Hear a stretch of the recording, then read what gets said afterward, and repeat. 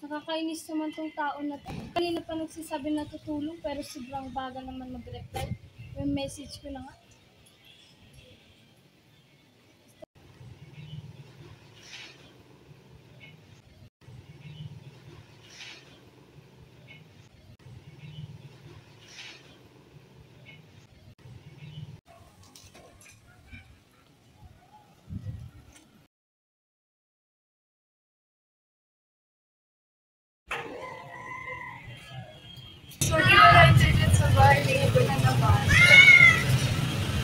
As you can see from the video, this is an example of bad etiquette. Student A is being rude, impatient, and disrespectful.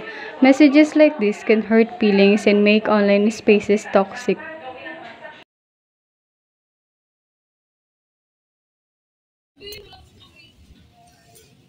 Kailangan na namin matapos yung activity kaso hindi naman agad nagre-reply.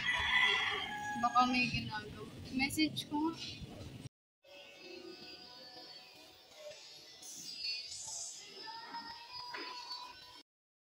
Ako, kailangan ko lang tumalo sa kanila ko. Baka nahihirapan na yan.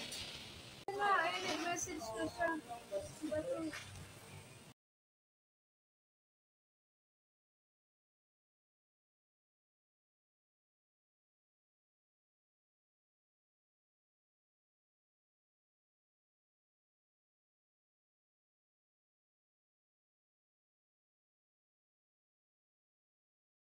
After watching the bad netiquette earlier, ito naman ay nagpapakita ng good netiquette.